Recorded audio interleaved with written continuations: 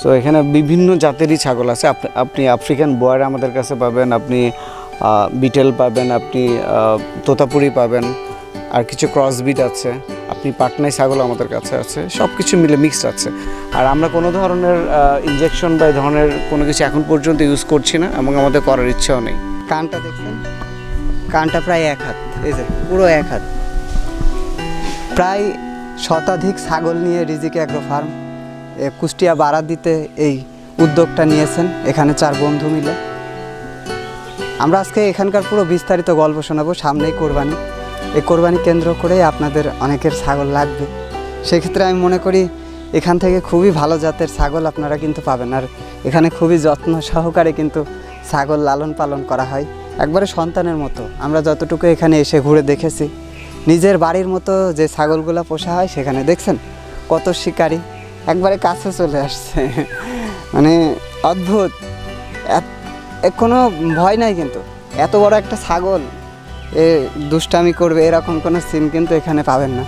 খুবই নিরিবিলি শান্ত পরিবেশে এখানে এই ছাগলগুলো যত্ন সহকারে লালন পালন করা হচ্ছে।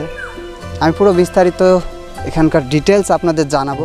ঢাকাতে আমাদের 3 ফ্রেন্ডের একটা বিজনেস আছে, রিজিক ট্রেডার্স নামে। আমরা বিভিন্ন ধরনের প্রোডাক্ট সাপ্লাই করি কাস্টমারদের। তো এর সাথে সাথে আমরা ইউনিভার্সিটি মার্কেটিংয়ের একটা কাজও করতাম একটা কোম্পানির থ্রুতে। ওই কোম্পানি শেষ করে আমরা নতুন একটা কোম্পানি করি। তো করোনাকালীন সময়ে আমাদের প্রচুর হ্যাসেল যাই এবং আমরা তখন সিদ্ধান্ত নিই আমাদের জেলা শহরে আমরা একটা খামার করব। তো কী করা যায় অনেক চিন্তা ভাবনা করলাম, অনেকের কাছে সাজেশন নিলাম। অনেকে বললো গরুর খামার করতে, ওটা প্রফিটেবল। বাট আমরা ওই সময় আমাদের হাতে যে ক্যাপিটাল ছিল সেটা গরুর খামার করার জন্য যথেষ্ট না। সো আমরা সিদ্ধান্ত নিলাম আমরা ছাগলের খামার করব, কারণ গরুর খামারে আপনারা হয়তো জানেন এই মুহূর্তে বাংলাদেশে অনেক এস্টাবলিশ রিনাউন্ড কোম্পানিগুলো গরুর খামার করছে। সো ওই সাথে কোপ আপ করে বেড়ে ওঠা অনেক কঠিন। আর এই সেক্টরটা এখনও এভাবে ফ্লারিশ করে নাই, সেজন্য আমরা ডিসাইড করলাম যে আমরা ছাগলের খামার করে লেটস স্টার্ট। সো আমরা করোনার সময় ডিসিশন নেওয়া, এরপরে আমরা 2022 সেপ্টেম্বর থেকে এটি স্টার্ট করি। এখন এই মুহূর্তে এই পর্যন্ত আসতে পেরেছে আল্লাহর অশেষ রহমতে। সো এটা আসলে আমাদের স্টার্টিংয়ের গল্প, যে আমরা এইভাবেই ডিসিশন নিলাম যে একটা ছাগলের খামার করব। আমরা যারা পার্টনার সবাই একই স্কুলে, কুষ্টিয়া জেলা স্কুল, কুষ্টিয়া গভর্নমেন্ট কলেজ। এরপরে যে যার মতো পড়াশোনা করে, আমার একটা ফ্রেন্ড ইসলাম ইউনিভার্সিটি, আমি প্রাইভেট ইউনিভার্সিটি থেকে, আরেকজন প্রাইভেট ইউনিভার্সিটি থেকে পড়াশোনা করে আমরা একসাথে বেশ কিছুদিন একটা জাপানিজ এডুয়ারি কোম্পানিতে জবও করেছি। আমি আমার ক্যারিয়ারে জব করেছি প্রায় 12 বছর। সো এরপরে আমি ভাবলাম যে আমি লাস্ট আমার এঙ্গেজমেন্ট ছিল as a business development manager. Then মনে হলো যে সবার বিজনেস ডেভেলপমেন্ট করে নিজে একটা বিজনেস স্টার্ট করি, করোনার পরপরই মনে হলো। তো তখনই এটা শুরু করা বেসিক্যালি। হ্যাঁ, অবশ্যই আপনি বলতে পারেন at the end of the month আপনি একটা স্যালারি পাচ্ছেন মোটা অঙ্কের, যেটাতে আপনি লাইফ লিড করতে পারছেন। আমি আসলে জব সুইচ করার সিদ্ধান্ত নিই তখনই, আমার করোনার বেসিক্যালি আগে আমার মাকে নিয়ে আমার ইন্ডিয়া যাওয়ার প্রয়োজন হয়। তো ইন্ডিয়া যাওয়ার প্রয়োজন হয় আমার এমার্জেন্সি, আমার কোনো ভাই নেই। তো আমি শর্ট নোটিসে যেতেই হবে আমাকে, আমার মাকে নিয়ে ইন্ডিয়া, তার চোখে ডাক্তার দেখানোর জন্য। তো আমার সিওকে আমি বললাম আমার ছুটি লাগবে। সো উনি বললো কোনোভাবে এই মুহূর্তে ছুটি দেওয়া সম্ভব না। আমি তারপরেও চলে গেলাম, সে যেটা হবে, কারণ আমার মায়ের জন্য তো আমাকে ছুটি নিতেই হবে। তো আসার পরে আমাকে এক্সপ্লেনেশন দেওয়া লাগলো আমি কেন গেলাম। তখন থেকে আমি ডিসাইড করলাম যে না, আমি নো মোর জব, আমি এখন আমার স্বাধীন মতো কাজ করব। আমি এখানে রাত 10টা, এক্স্যাক্টলি আমি রাত 10টা পর্যন্ত এখানে কাজ করি। আমার যখন প্রয়োজন হয় তখন যাই, আবার যখন ইভেন ভোর 6টার সময় আমার খামারে আসার প্রয়োজন হয়। সো একটা স্বাধীনতা আছে। আর জবের ক্ষেত্রেই স্বাধীনতা নেই, আপনাকে একটা নির্দিষ্ট সীমানার মধ্যে কাজ করতে হবে। এবং সিদ্ধান্ত আপনি দেখতে পাচ্ছেন এখানে, এই সিদ্ধান্তটা হয়তো কোম্পানির জন্য বা বিজনেসের জন্য ফ্রুটফুল না, বাট যিনি মালিক তিনি ভাবছেন যে না, এভাবেই করতে হবে। সো ওখানে ডিসিশনের একটা থাকে, বাইন্ডিংস থাকে। এখানে কিন্তু আমাদের সে ধরনের কোনো কিছু নেই। আমাদের স্টার্টিং ছিল 20টা ছাগল নিয়ে, প্রথমে আমরা কিনেছিলাম।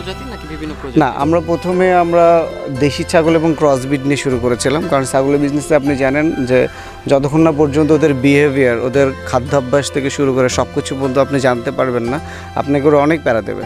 এখন মাশাআল্লাহ আমি বলতেই পারি এই ছাগল আজকে একটা অসুস্থ মনে হচ্ছে বা হচ্ছে না, দেখলেই বলতে পারি। কিন্তু যখন আমরা স্টার্ট করেছিলাম, হ্যাঁ, তখন আমরা হয়তো বাসা বাড়িতে একটা দুইটা ছাগল পালতাম, সেটা আলাদা। বাট খামারে যখন আপনি ছাগল পালবেন, আপনাকে যথেষ্ট নাক কান খোলা রাখতে হবে এবং দেখে বুঝতে হবে যে আসলে কোথায় কোনো প্রবলেম আছে কিনা। সবার আগে এই ল্যান্ডের ব্যবস্থা আমরা করি।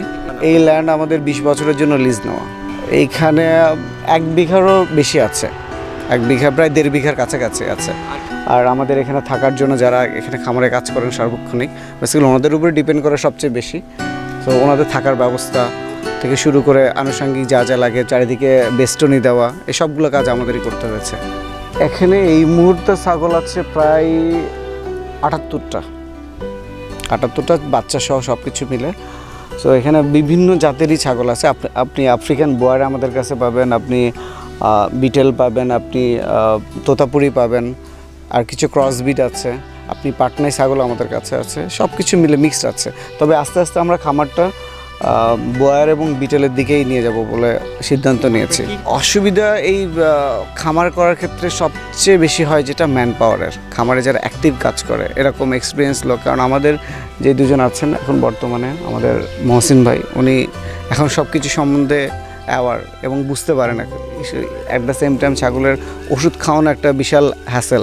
আমরা বেসিক্যালি ছাগলের সবচেয়ে মারাত্মক রোগ হচ্ছে পিপিআর। আমরা প্রতি 4 মাস অন্তর অন্তর পিপিআরের ভ্যাকসিন করাই। আর at the same time second সবচেয়ে ভয়াবহ রোগ হচ্ছে ঠান্ডা।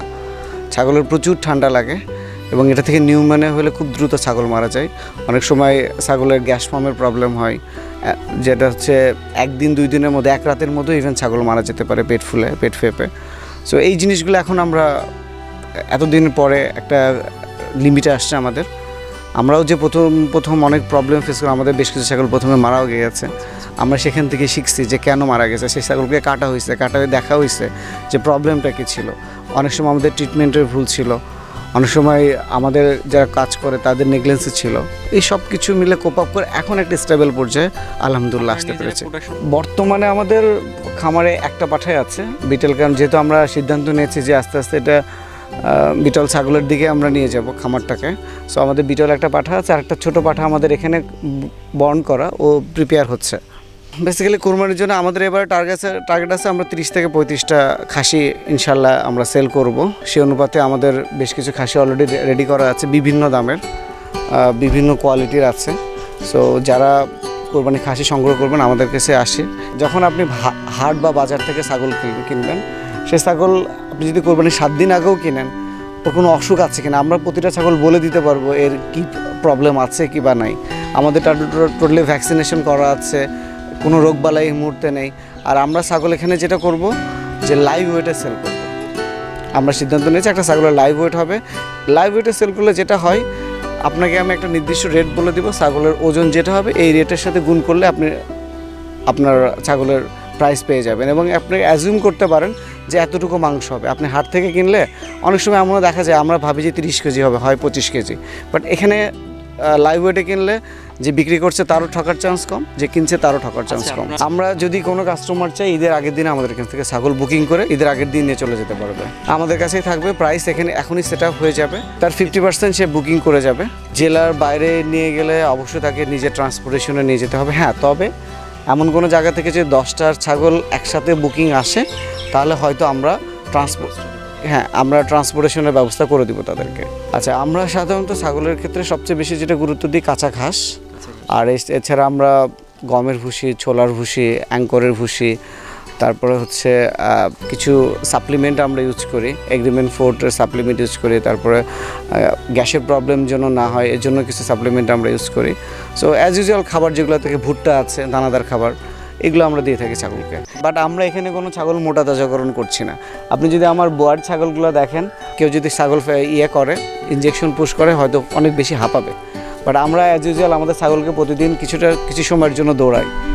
মানে ডায়েটের যে ইস্যুটা থাকে সেটাও নর্মাল থাকে, ওতে স্বাস্থ্যগত মানে ঝুঁকি ততটা কমে যায়। আর আমরা কোনো ধরনের ইনজেকশন বা এই ধরনের কোনো কিছু এখন পর্যন্ত ইউজ করছি না এবং আমাদের করার ইচ্ছাও নেই। বাট যারা শুরু করবে অল্প দিয়ে শুরু করবে এবং আগেই উন্নত জাতের না যে আগে ছাগল ক্রসবিট বা দেশি দিয়ে জানবে, জেনে তারপরে ছাগল উন্নত জাতের ছাগল ইউজ করবে। কারণ উন্নত ছাগলের এক একটার দাম প্রায় লাখ টাকার কাছাকাছি। সো সে যদি প্রথমেই শুরু করে উন্নত জাত নিয়ে, কোনো একটা ছাগলের যদি প্রবলেম হয় তাহলে তার অনেক বড় আর্থিক সমস্যার সম্মুখীন সে হবে। আমাদের অ্যাগ্রো বেস, বিশেষ করে এই মুহূর্তে আমরা যেহেতু ছাগলের খামারের মধ্যে আছে, যে কোনো ধরনের সাহায্য সহযোগিতা বা সাজেশন যখন আসবে আমাদের দ্বার উন্মুক্ত।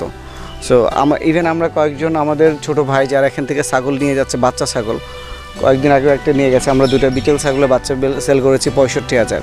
ছাগল নিয়ে যাওয়ার পরও তাদেরকে ছাগলকে কী ধরনের মেডিসিন বিভিন্ন ইস্যুতে দিতে হবে বা কী ধরনের খাবার তারা খায়, এ ধরনের সমস্ত কিছু আমরা 24/7 আমরা তাদেরকে সাপোর্ট দিয়ে থাকি। সো আমাদের কাছ থেকে যারা ছাগল নিয়ে গেল মানেই যে আমার রেসপন্সিবিলিটি শেষ তা না, সেজন্য আর্থিকভাবে এর কোনো মানে সমস্যার সম্মুখীন না হয় এটা আমরা ইনশিওর করি। ছাগলের বিজনেসে যখন কোনো উদ্যোক্তা আসবে তাকে একটা লং টার্ম বিজনেসে আসতে হবে।